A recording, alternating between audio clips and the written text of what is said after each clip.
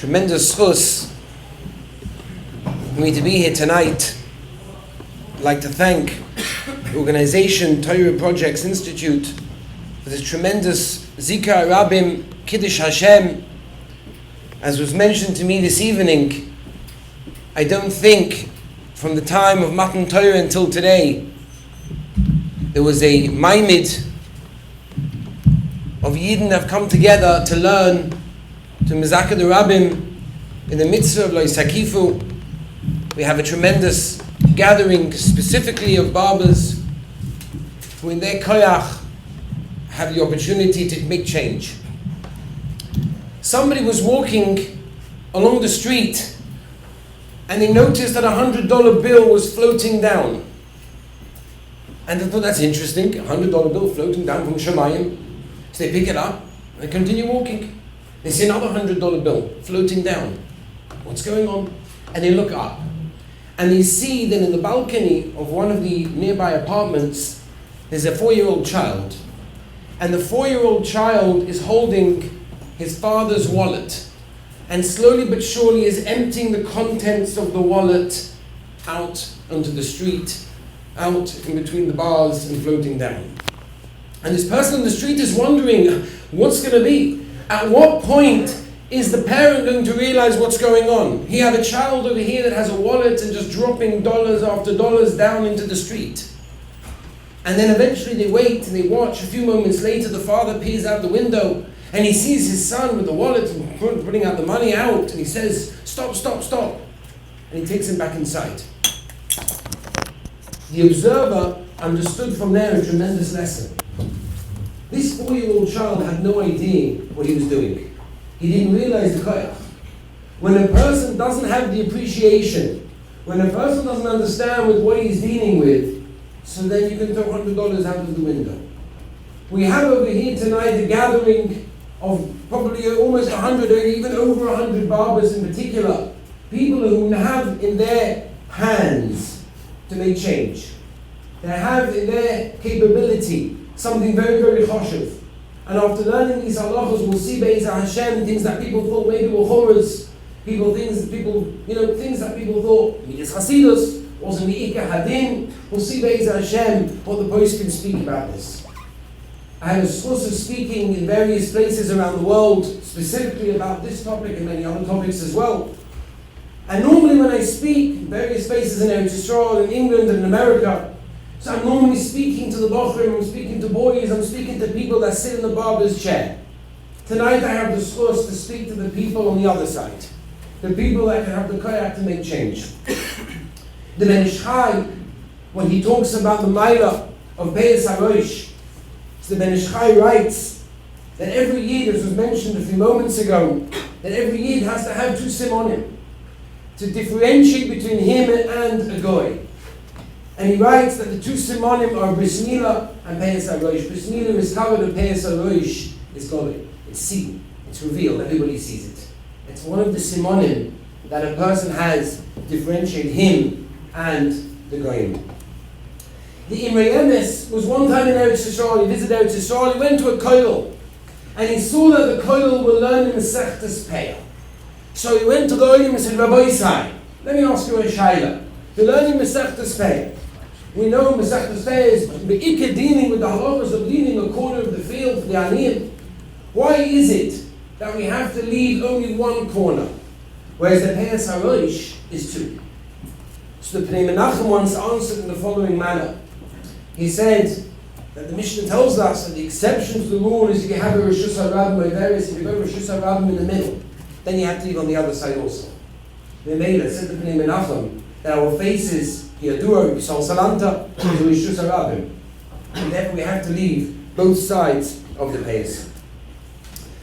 We'll go Be'ezah Hashem into the halachas as they appear in various places. We'll talk about haircuts in halacha and how they apply to the practical lamaisa. But before we start, there's a halacha.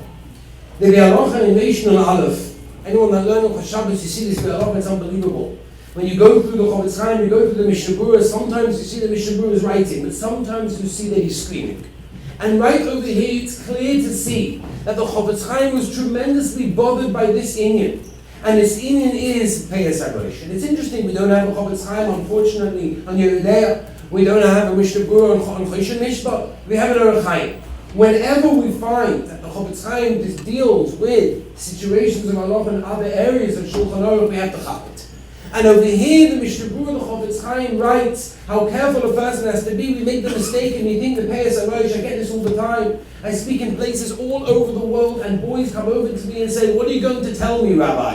I have to grow these long payos behind my ears. That's what this shiur is all about." And I say, no, it's got zero connection whatsoever. There might be some shailos, there might be some kind of a connection, but that's not these halachos. And the Mishnah Berurah writes that very clearly in the halacha right over here. The Mishnah Berurah writes that what people call the payos rosh as being extra long hair behind the ears, that's not the pshat. The pshat is what we're going to be dealing with Be'ez Hashem tonight, are the actual halachos that apply to any single person that has a haircut. The barber that gives the haircut, and the person in the chair that receives the haircut as well. Now it's interesting to note that this halacha is not something that just came about now. This is unbelievable. There's a Tashbatz. The Tashbatz writes that this was something that was mamash Makkah Medina. This is something that it was a long time ago a problem. The Chofetz Chaim also, the Kuntrus, the various Rabbanim also writes, and this is something that people unfortunately don't know. And what's the pshat that it's become hefka? It's become something that's mamash hefkerus. Nobody knows what's going on. So, Be'ez Hashem, tonight we're going to fix that. We'll start from the Makar, we'll start from the posuk and the Torah,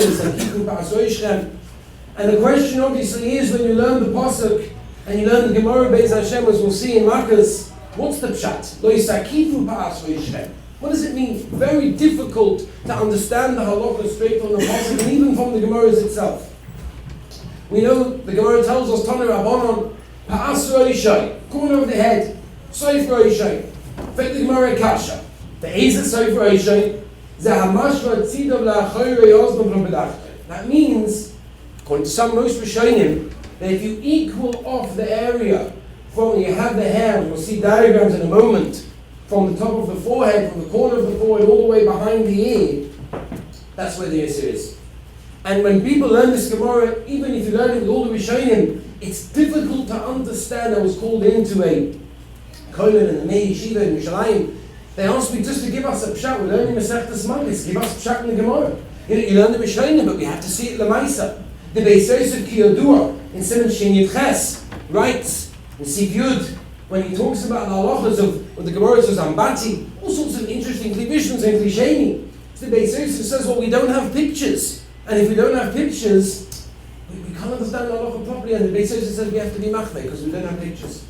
So I remember I discussed the city many hours with our Ganei Geulah, Rabbi Shlita, and we went through these slides, and we went through many of the halachas. And what I'm saying tonight, Be'ez Hashem, is al haskoma of our Ganei Geulah, Rabbi Shlita, that was extremely happy when I showed him what I did, and I showed him exactly what we're going to be presenting. He was extremely happy, because people have to see it l'maisa. People have to see it in picture form. So let's see roughly what this means. Roughly what we have over here is, if you look at the picture, so we have, imagine if a person made an imaginary line from one corner of the head to the other side of the other corner of the head, as you can see quite clearly. That is what the Gemara seems to say, that we're going to equal it out one to the other. That's what a person has to be careful. So for example, if you take a situation like this, you would see that a person is equaling off the top of the hair all the way down. He has this imaginary line, which we'll see Be'ez Hashem exactly where this line is. And this is going to be the line that we're going to be learning the halachos of payos rosh. And we'll see this in more detail in a moment. And now you can imagine you have people of all sorts of different hairlines. Everyone has a different hairline. The question is, what do you have with somebody that's got a higher hairline or a lower hairline? So there's a question is like this. Okay, we'll get back to that in a moment. One of the tainas that I hear all the time, and again when I deal with bochum, this is exactly what they tell me all the time, and they come back from the barber and they say, "My shayur, what have you just done to yourself?" Is what do you mean? I don't know. I mean, the common excuse is I don't speak Hebrew. So I mean, it's like, what do I know? I don't know. I don't speak Hebrew. But it wasn't me. It was the barber. So we know the Gemara tells us, "Echad ha'makis, echad ha'nikid is no ikesh." There's a shiur in the Taz, if it's considered to be yesh by mamish, ain't by mamish, a messiah. Is it called that you're helping when you move the head, you don't move the head? But on kolponim l'maisa, whether you're the person giving the haircut or receiving the haircut, you're included in the halacha, and therefore have to be very, very careful to make sure that it's done up the halacha. If we continue with the time of the Issa, which we just mentioned a moment ago, it was mentioned before, the Torah writes, mitzvah melachem. It's a mitzvah to Yerushalayim, we have to do this. The Rambam, Kiyodua writes, the Beis Yosef talks about it, about Riches and the Talsik of Nalef and Yehudeis and Kuf Pei writes, what's the nafkamina between the Torah and the Rambam? The nafkamina would be what happens if, for example, Eimas HaMelech, the Melech comes over and tells you must do something that's going to be over on the Yisrael Loisakifu. So he writes that according to the Rambam it will be Mutter, according to the Torah it will be Asa. And the Talmud makes enough for me anyway. The halacha is we poskim obviously that it's mitzvahs melech, and therefore there's absolutely no exception to the rule except for obviously the koach nefesh. Okay, so there's a question: what's included in the Issa? What is the Issa of Loisa Kifu? So we have a Shitas HaRambam. As you can see, the Rambam holds that the Issa is many other Rishonim. There's a chinuch, there's a ra'ah, there's a mitzvah. Come other Rishonim that hold that the Issa is a tar. And the Issa is a razor. The Issa of Loisa Kifu is a shayla. The Gemara, I'm going into the whole sugya, but the Rambam seems to learn that it's only a tar. That means if you take a razor and razor around where the payos are, wherever that may be, that's the Issa of Loisa Kifu. According to the Rambam, if you didn't use a razor, you went over on the Issa. The rosh and many other Rishonim, there's a rash, but there's a many Rishonim hold no. We're talking about Kain Town. Again, we can talk about how this fits into the Gemara, but that's not our subject at this moment of time. The rosh learns Kain Town. Kain Town means if it's similar to that. That means anything that fits in to a similarity to a tar, to a razor, but even if it's not a razor, according to the rosh, will be included. Shulchan Aruch Halacha is Choishesh v'Shitas HaRosh and Kuf Pei Aleph Sif Gimel. The Shulchan Aruch very clearly is Choishesh v'Shitas HaRosh, and therefore, if that's the psak of the Shulchan Aruch, because that psak of the Shulchan Aruch means to us that anything that's a kein tar, anything that's included in a razor, will be included in this halacha. And therefore, even though it's true, a razor may affect deeper into the actual root of the hair than scissors or a clipping machine or anything else, since we paskin like the rosh, like the Shulchan Aruch paskins, it really doesn't make a difference. It doesn't make a difference if you're using a razor or using a haircut machine or using scissors. In the area that's considered to be the payos harosh, that's going to be the problem. And therefore we have to define, amongst many things, where are the payos harosh. So let's speak, before we get onto that, if we paskin like the rosh, what's kein tar? What's the lowest? What's the minimum? What's the lowest shiur that a person can do in order to be still mutter? What can it be? So again, we can talk about all the Rishonim and how it comes in the Maisa. There's a Shitas HaRambam, the Gemara in Nozeh, Igdei Lochov Roisha Li'ikroi, which they say is verified millimeters. That's what the Rambam holds. There's a Shach, there's a Be'alocha, Chochmas Sodom, it's a Shulchan Aruch, amongst many others. Somuch lebasa kein tar. Now there's a question what that means. Somuch lebasa kein tar, many hold that it means that you're going quite close to the skin. Now if that's true, we don't know, it's not clear exactly the shiur of what the shortest and minimum amount of payos harosh is. L'maisa, a famous Ukideiga, Achsam Sofer and Yehuda, Reish Lamates, amongst others, and again, psak l'maisa, Rabbi Zul Ovach from Gedolei poskim from his father, Rabbi Shlomo Zalman, from his Shver, Rabbi Yashiv Zatzal, and many other Gedolei poskim, as he told me, is we paskin l'maisa like Ukideiga Achsam Sofer, and therefore the minimum shiur that a person has to be careful that can still be okay, and this doesn't make a difference where the payos are. A person can go around his whole head, as long as he's got a 0.5 centimeter, 3 to 6 millimeters, which according to most clipping machines, not of the beard, but of the actual head, a haircut machine, not a trimmer of a beard, just to be clear, it has to be a haircutting machine. Well, the haircutting machine is a number 2. And number 2 fits that 100%, and you've got no shiur. There is a shiur if you go a little bit lower and 1.5, which I don't want to go too much into detail because then you already have the differences between the machines, which we're dealing with shiuros over the races, we'll see Be'ez Hashem, and therefore we have to be careful. So the Maisa, what comes out, before we get on to where the payos harosh, which is obviously the complicated subject, is we have a shade of a half a centimeter, number 2 on a haircutting machine, which means that if a person would take a haircutting machine and go around the head with chilavad soif everywhere, and it would cut, there would be no shiur whatsoever. However, and I might mention this now, we'll get back to this in a moment, Be'ez Hashem. And I get this all the time when I give a group of rabbonim in England. So they said, what do you think of us? We get a regular haircut, number 3, 3.5, maybe a 2.5. Like, we don't have any shailos. We don't have such a low haircut. So I said, you've got to be careful. And we'll speak about this, and a barber knows this very, very well. And I've spoken about this, and this sometimes is a shock to a lot of people. And that is around the ear. Often a person will go around, maybe with scissors, maybe a haircutting machine without the guard, maybe even things more than that, and making it smooth around the ear. So we'll talk about that in a moment. So even if it's true that the shear is that, but you have to be careful in any area that may be considered to be the payos rosh to make sure that it is not under that number, that minimum shear. Okay. So we have some 3 areas that we have to discuss. We have area number 1, the imaginary line that we're going to be drawing on every customer and every person we give a haircut to, or ourselves, to make sure that we're not going to be over is to make sure we have point number 1, which is by the forehead, point number 2, B, which is right by the top of the ear area, and point C, which is by maybe the jawbone area down there where the beard begins. Where is that cut-off point? So we have 3 points that we have to discuss, each one separately, and Be'ez Hashem afterwards will understand fully where are the payos rosh to know where we have to be careful. So the question is, where do we start from? So we have over here a very, very famous picture. It's called Rabbanim, from the stapler. Now the stapler drew this picture. This picture on the right was drawn by the stapler. The stapler Zatzal actually gave haircuts to the Chazon Ish, and in order to show clearly the halachos of what's mutar and what's asur, the stapler drew this picture when he gave haircuts to the Chazon Ish. And this was the picture that he drew to understand what's payos rosh. Now, it's a little bit difficult to differentiate exactly what's mutar, what's asur, exactly where he's coming from.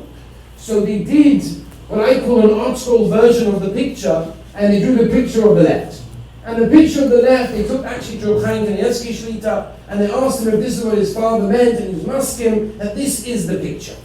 So the picture on the left, is the psak that most poskim go with, which again, Makaro came from the stapler drawing the picture.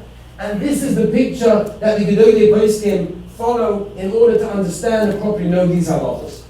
So let's go according to that to the following halachos. We'll start with number 1, the uppermost point of the forehead. Where exactly is that? How to calculate that and work out where to draw the first point of the imaginary line.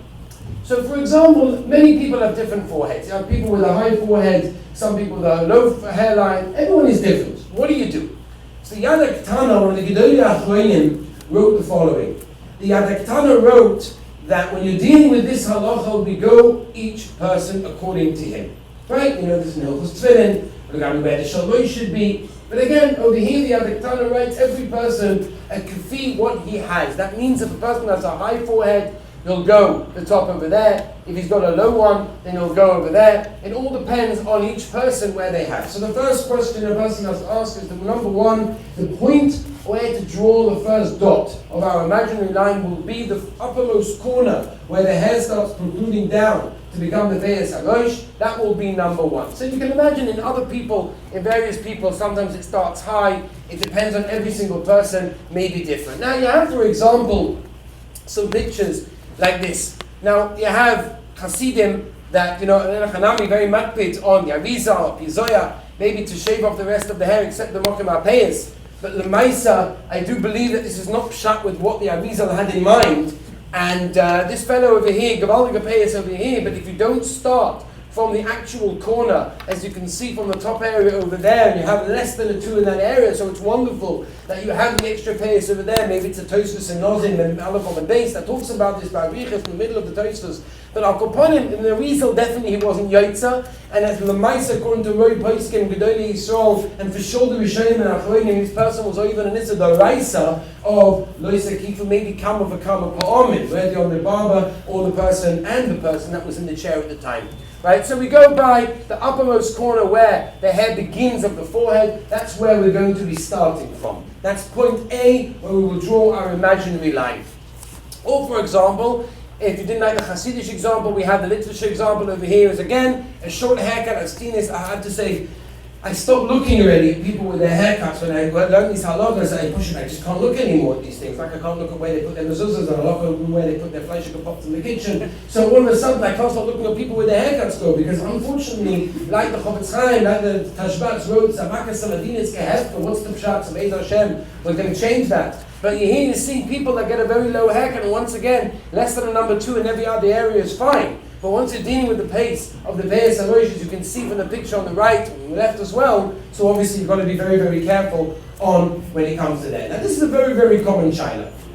I get this all the time. I'll have people knocking on my front door, and they'll bring their 3-year-old child the day before the upsha, the day before the halakha, and they'll say, show me what to do when I go to the barber tomorrow. Where can I cut? They're going to, Meiron, like Bohema, I'm going to do it myself. How does it work? What happens? So apart from the regular halachos, we have an extra halacha.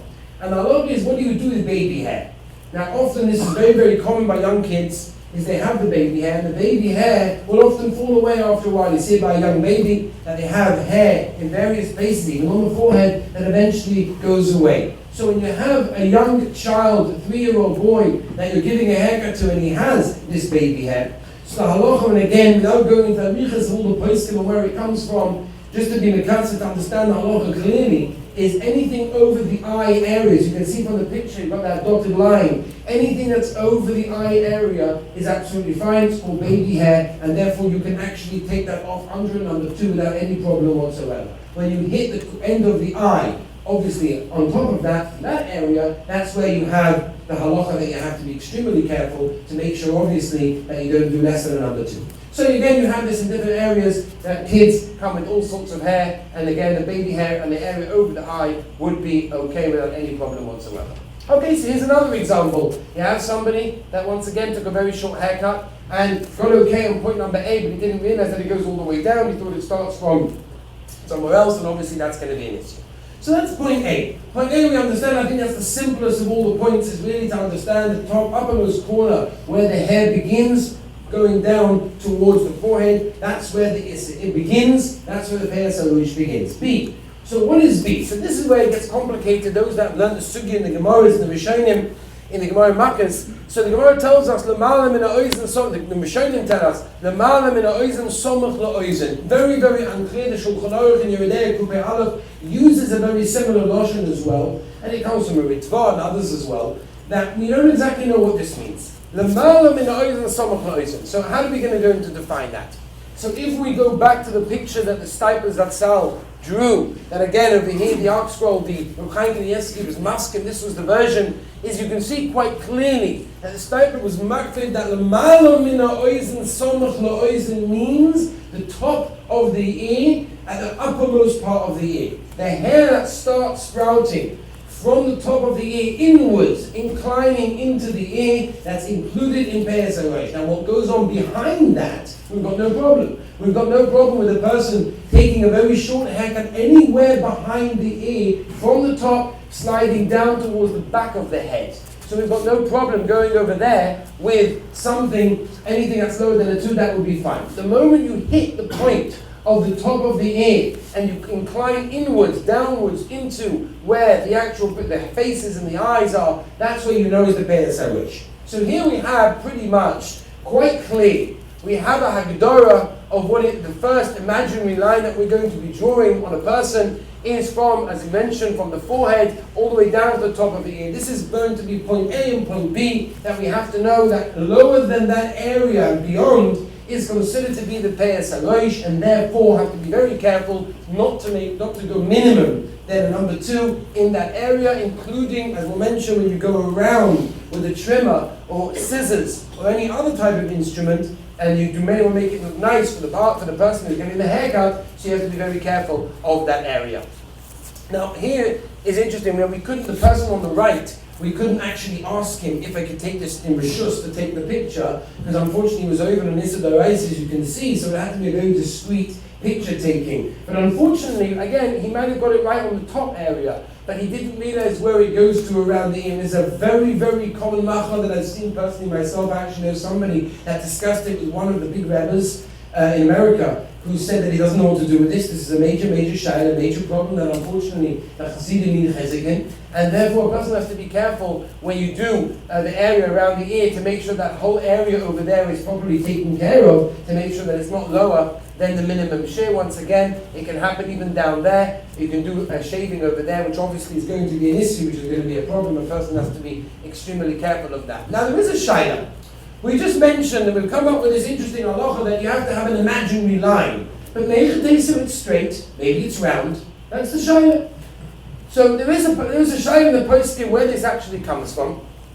The Yad Ktana talks about it. The Chazon Ish talks about it. The Chazon Ish wants to time it's a hidden mitzvah. It's a hidden mitzvah. The Yad Ktana, maybe others bring in Arizal, which again is a tremendous arichas, with the Arizal right shlish of the metz of the shayla where exactly is the third of the forehead. But for whatever reason it is, it's a hidden mitzvah like the Chazon Ish says. Some people have a minute that way. I tell people it's double pashut. When a person is in a situation when he's a shayla, he's over an issa d'oraisa, so you don't leave it right to the edge. You don't put a fence right at the end of the Empire State Building, right to the end. You go a little bit back just to make sure. So it's the same thing over here. That we have to go a little bit higher just to make sure that we're okay. We're dealing with the shayla of the d'oraisa, as we mentioned, according to all the Rishonim. We're dealing with the issa d'oraisa, maybe on every single hair that you're dealing with. If that's the case, a little bit higher, I'm not saying you have to go round, but a little bit higher is definitely something, if you're going to be taking less than number 2 in the area on top, to make sure that you don't enter those problems. And point number C. Point number C is the area on the bottom, especially for somebody that trims on the area on the bottom. What does he do? Where's the cutoff point of the payos rosh? And this actually is a very interesting point. And when I speak about this, people have a little bit of a different idea what they thought, and all of a sudden what the halacha actually is. So let's see the Maisa, what the halacha is. So here we have halacha. The Rishonim say as follows: zoking.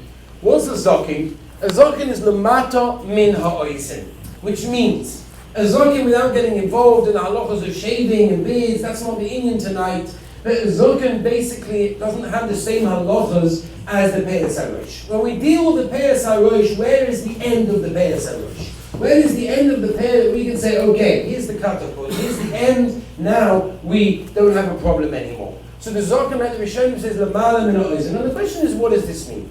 So the Rishonim once again tell us as a mitzvah mufurish, mokim shelechi atachton yoytze misparit shon. Now again, once again, you learn the Rishonim, you learn the Achronim on the Sugya. What's the pshat? Mokim shelechi atachton yoytze misparit shon. Where is that lemaisa?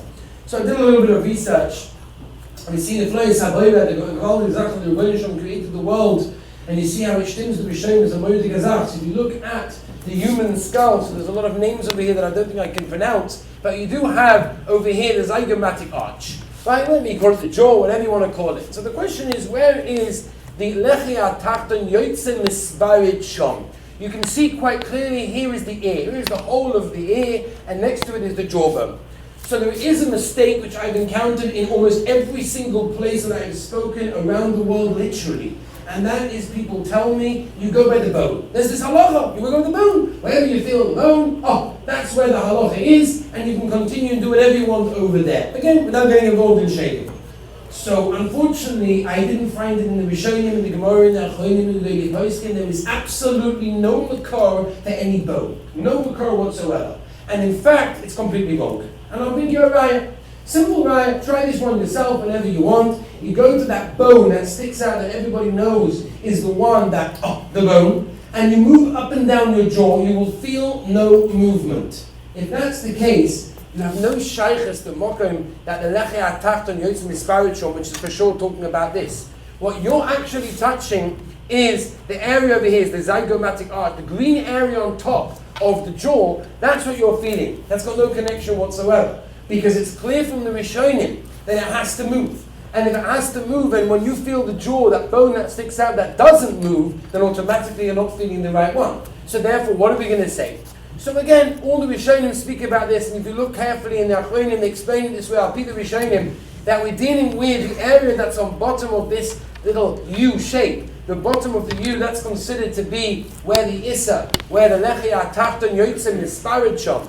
And how do you figure out this one? Rav Moshe Zatzal used to tell people to do this lemaisa. This is how Rav Moshe poskim, when someone would come to him with a shailos, so he told them very simple: feel where it moves. So once again, if you take the bone that everyone knows sticks out and it doesn't move, goes slightly down and slightly in, all of a sudden you will feel movement. And that's going to be the area that we mentioned before. And we're going back to the area, if you see that the bottommost area that you have over here is actually directly opposite. It's right exactly next to where the whole of the ear is, which fits exactly into the Rishonim and in Pshat and Shulchan Aruch and Yeridei and the Guf B'Aleph that speaks about this. That the actual mokum is right next to the whole of the ear. So in Gadlus of seeing how the Rabbanim created the world and seeing what the halacha tells us to do, it's perfect. And therefore that's going to be the mokum. So you have people that have high, you have people that have low. What's the halacha l'maisa? So halacha l'maisa goes as follows. There's a tshuva in the Eretz Tzvi, very interesting tshuva, and if you have a look at it, it's a wonderful tshuva what he writes. He says that he has a raya that it's the middle of the whole of the ear. That's the mokum where he tainas is going to be the mokum shalechi atakton yosef inspiration, and therefore that's the end of the payos. What's one of his rayas? Even his common rayas. One of the rayas that he brings is that if you see a person that beard starts to go white and his hair remains black, ufaket, his hair starts to go white and his beard remains black, where is that cutoff point? Where is it going to happen? In the middle of the hole. Because the tainas that you see clearly from there that one is beard hair and one is the hair that's on the head. That's the Eretz Tzvi. Tremendous Geulah, one of the Geulah, but that's what he writes. L'maisa, most poskim don't go with that. And most poskim go, but as we mentioned, KOSHER Pshat and Shulchan Aruch, and this is basically what Rav Moshe told people, and that is the bottom area of the hole. The bottom area of the hole is, as you can see from here, it's number 2. That's Pshat in the Rishonim and the Shulchan Aruch, and the Maisa and the Mitzias of what a person feels, and which is what Rav Moshe mentioned, the Maisa told people to do. That is what the poskim hold. However, I remember Rav Zil Obach told me b'shem Yishver and Yashiv Zatzal, amongst others as well, Rav Moshe Sternberg Shlita, that it goes a little bit lower there, and again there are rayas that we're not going into at this moment of time, that it goes all the way to the earlobe, the soft ear area of the ear. That's where the hairline, and that's where the payos rosh goes over there. And our Kabbalah, we can talk about all sorts of other areas that you're not getting into. But I do want to discuss, which definitely the Chofetz Chaim with the Shpatz would have seen this, they would have pointed this as the Makas Medina. I was called into a school in Manchester, and afterwards into 2 schools in Beit Shemesh, who asked me specifically to come to speak about this light, which is talking about, I don't know if you call it here in America this way, but in England we call it the pencil payos. It's a tremendous mark, and I've seen it in so many places that Rahman al-Islam, we should be Zoycha Be'ez Hashem to change that. But the Ma'aseh Bochum unfortunately don't realize. They don't realize the severity of the arena, the Choyla Advorim, that we know what the payos rosh are, we know where it starts, we know where it ends. And if a person takes that area and he shaves it off, obviously less than a 2, which is exactly what they're doing for the fashionable, they're exactly where it comes from in the belt. But the Ma'aseh, that seems to be the makkah. We have to go with the fashion, we have to go with the Goyim, which is exactly what the Rambam understood, Pshat, the Vodah Zorah. And therefore a person has to be told, you have the koyach to change this, you have the koyach to tell whoever it is that comes to you and asks you. I was in a barber in Yerushalayim, and a fellow came over, and he asked, I don't know if he was careful or not from, and I asked him to do something which wasn't even like this, and the barber said, absolutely not, you want to go somewhere else, and I can't do it for you. He had that koyach, he had the power, he said, I'm not doing it, I will lose my parnasa from this one person, the rabbonim and will definitely give a person back much more than he'd have had from that, from saving from this halacha. So this is what we call the pencil payos. In fact, I saw a bocha like this. This is a bocha that comes from actually a very from home, very from yeshiva. And he did a haircut like this. If you can see, he did exactly that. In the area that's pointed out, the mama shaved it off. So I told him, listen, maybe it's a schus amongst other things, obviously tshuva, but as one of the schusim you can have, I'll take a picture, will be mezaka the rabbin with this picture. He was masking, okay, take the picture, obviously she can't see my face, and therefore Be'ez Hashem you should have a kapora. But the Maisi understood afterwards the severity of it. He had a bacha one time that did also, he actually shaved one area of his head, and then he figured, well, if I've got one, I may as well continue to do the other one, which is debatable, covered abrias, which we're not going into now. The Kollel said, but I'll put in the Maisi, he realized what he did, and he asked me, please include my picture on your slideshow to be mezaka the rabbin to make sure and realize that people don't get in the same situation. So again, it can be a common thing. A person can have a payos around the ear, but if you miss the area on the bottom over there, it's all included in payos rosh and has to be watched out. Now this is something which a person has to be very careful. The barbers, once again, have beyond them, they can really be koyach you affect this in a tremendous way. And I speak about this every spring when I speak about to people who don't have such short haircuts, with payos, not payos. But generally, anybody that has a haircut is nichlal in the following slide, this slide. And that is the barber, as you know, will go around the area of the ear to make it look neat. And it's nice to look neat and tidy. And a person has to look neat and tidy. But when a person goes around the ear, we have to watch out. The area behind the ear we've got no problem with. You can do it, that's absolutely fine. Make it as short, make it as neat as possible. If you want to do that, that's gewaldig. But once you enter the mokim, as we see l'malam in ha'oizen, as we saw from the picture of the stapler, from the uppermost part of the ear and sliding down into the mokim of the face, that's included in payos harosh. That means in that area is the area if you take off the guard of the trimmer, or you take scissors or any other instrument that you use, and you go around there to make it look neat, you have this issue. So you have to be careful. If you use the scissors, maybe use a comb to make sure that that area doesn't go too short. Maybe use a guard on the trimmer to make sure that that area is not affected in a number less than a number 2, and therefore to make sure that you won't over on the issa l'raisa of l'isa kifu. We have another thing as well, very interesting. Again, I don't know exactly what they call it over here, but where I come from, they call it the L plates. What's the halacha with the area of the hair that's by the cheek? What's the halacha? So there's very, very interesting. In the Bach, in Yeridei Kuf Pei Aleph, the Bach brings a korban aron. And the korban aron brings, again, amongst many, many rayos, which we haven't got time to be ma'irichin to go into all the details. And when I discussed it once with Ganei Geulah, Shlita from Gateshead, so he told me that we paskin the ma'aser at this aron. And that is that he writes that it's quite clear that the hair that's in the area by the cheek, that's all the way in, that's all the way down, that is hair that we call that beard hair. What's the biggest raya that the Adarim brings? Again, pulled down in the Bach. Then he says that a child doesn't have it. A child will only get it a little bit older when it comes bar mitzvah, a little bit younger, older, depending on the maturity of the child. But generally it's hair that comes later. And therefore it's our raya, says the Adarim, put down in the Bach l'maisa, that hair is not nichal on the payos harosh. Now again, the person has to be careful. Shulchan Aruch said, "B'chol goyichav lo yigav b'seida." And I'll put in the area that's over there, unless the person has a meaning otherwise, I'll be aloha. And Kakos Maskim Rafal Shlita is that area is not included in the payos harosh, and therefore you have no issue with that.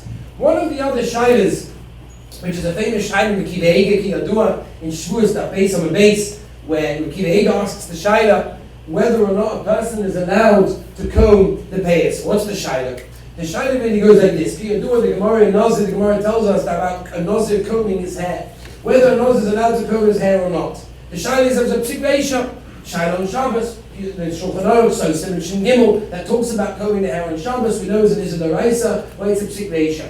So the Chassam Sofer as well deals with this in Yeridei Simon Reish Lamed Tes. The Chassam Sofer says, and he brings a shayla that somebody asked him if you're allowed to comb the payos. If it's a psakim for an Nazir, if it's a psakim on Shabbos. So if a person combs his hair in the area of the payos harosh, so l'chayr if it's a psakim, he's over there saying it's a kabbalah tshuva, and I'm not going into all the details of the tshuva. But one thing that the Chassam Sofer writes, the first thing that Chassam Sofer says is it's mutter. How do I know it's mutter? Because my Rebbe Rav Nosson Ada did it.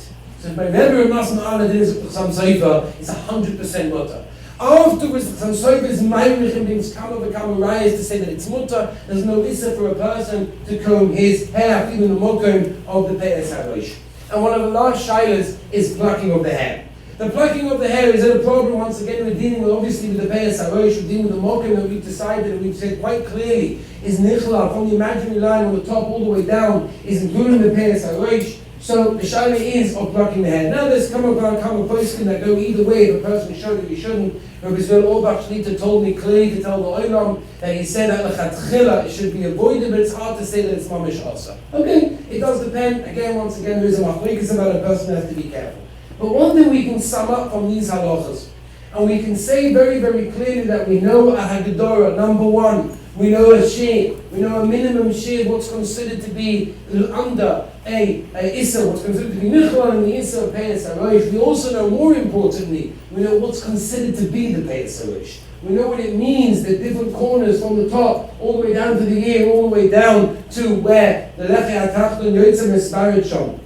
That's the issa of loisa kifu, and a person has to be careful. As we mentioned from the beginning, this is something that we have a koyach. This is something that we the Maisa can affect. Somebody came to the Chofetz Chaim and they asked the Chofetz Chaim Rebbe, there's someone in Shtad, there's someone in the town, it's being Mechal Shabbos. Please tell him how to not change. He had a factory with melting metal. Oh, ganz Maisa. Show him, tell him how he can do it. The Chofetz Chaim said, no, he knows how to do it better than me. But if you give someone the chashivas, if you give someone the importance in the matter, if you give someone the understanding to what you're dealing with, then they have a different look.